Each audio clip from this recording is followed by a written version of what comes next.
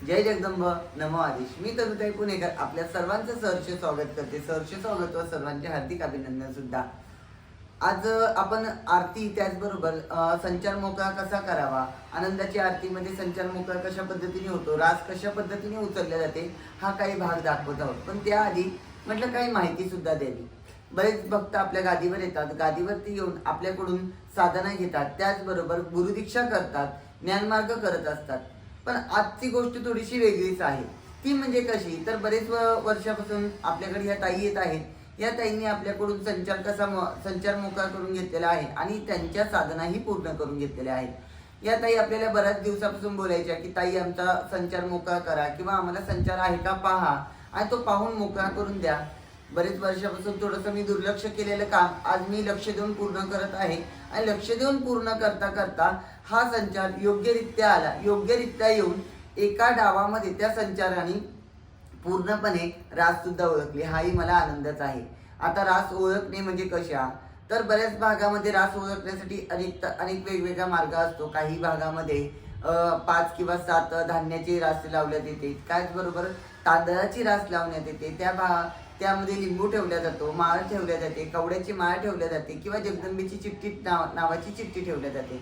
त्याच पद्धतीने आपण साध्या सोप्या पद्धतीने आज नावाची चिठ्ठी ठेवून आपण रास कशी ओळखायची हा व्हिडिओ इथे दाखवत आहोत. तर हा सर्वांनी व्यवस्थितरित्या पाहावा. त्याचबरोबर ज्या भक्तांना रास लावायची असेल, त्याच भक्तांचा वारं मोकळं करून घ्यायचं असेल, अशा भक्तांनी आपल्या गादीवरती येऊन त्यांचं वारं मोकळं करू शकता. ज्या भक्तांना गुरुदीक्षा घ्यायची आहे म्हणजे देवीची ज्ञानमार्ग करायचा असेल, अशा भक्तांनी सुद्धा आपल्या गादीवरती येऊन त्यांचं नाव नोंदवून त्यांची गुरुदीक्षा करावी. त्याचबरोबर ज्या भक्तांना आर्थिक, शारीरिक, मानसिक असे काही अडचणी आहेत, कर्जाविषयी काही प्रॉब्लेम आहेत, घरातल्या निगेटिव्ह एनर्जीविषयी काही प्रॉब्लेम आहेत, त्याचबरोबर घराच्या नवरा बायकोच्या वादाविषयी काही प्रॉब्लेम आहेत, त्याचबरोबर घरामध्ये काही अमनवी शक्तीचा त्रास, अशा कोणत्याही अडचणी म्हणजे असे सर्व अडचणीविषयी जरी यायचं असेल तर आपल्या गादीवरती रविवारचा वार असतो. रविवारच्या वारी तुम्ही येऊ शकता. येण्यासाठी तुम्हाला बुकिंग करायची आहे. बुकिंग करून तुम्ही नाव नोंदणी करून गादीवरती येऊ शकता. त्याचबरोबर बऱ्याचदा माझ्याकडे असे देखील प्रश्न येतात की 2 मुलं आहेत म्हणजे मुला मुलीचं काही प्रेम संबंध आहेत, पण त्याच्यामध्ये लग्न होत नाही किंवा अडचणी येतात.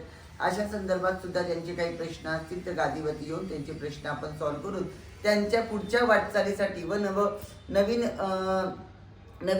त्यांच्या आयुष्यासाठी आपण त्यांना काही मार्ग करून देत असतो. तर अशा भक्तांनी आपल्याकडे येऊन गादीवरती येऊन त्यांचे मार्ग सोडवू शकतात. त्याचबरोबर आता आरती कशी झाली, त्याचबरोबर वाऱ्याने म्हणजे देवीने त्यांचं घर कसं ओळखलं ते दाखवणार आहोत. चला तर मग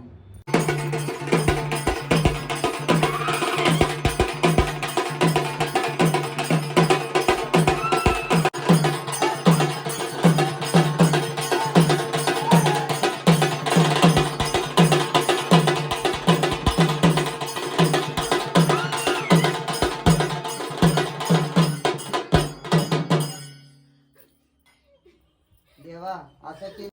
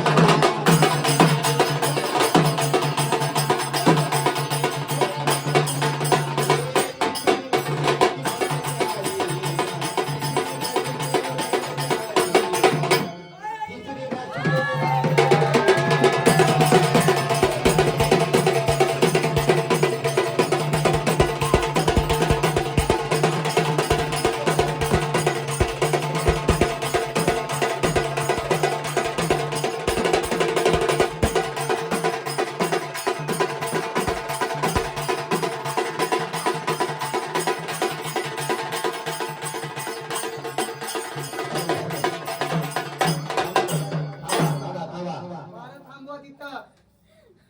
बरोबर सगळ्यांनी पुढे या. ज्यांनी सांगितलं त्यांनी पण पुढे या. बरोबर आहे का बघा. ज्यांनी बघितलं त्यांनी सांगा खरे का खोटं आहे. बघा बरोबर 2 नंबरचाच घर पुढे या. पुढे येऊन बघायचं. पुढे येऊन बघा. 2 नंबरचंच घर सुटलंय का. साईडला व्हा. सगळ्यांनी बघणाऱ्यांनी घरच्यांनी बघा. ए प्रज्ञा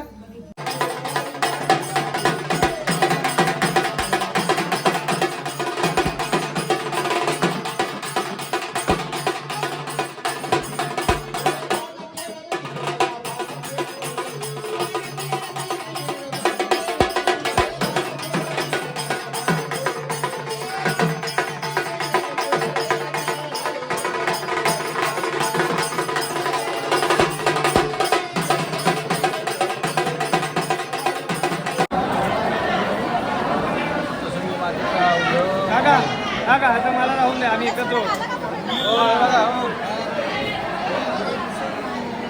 म्हणून म्हणलं आम्ही जातो.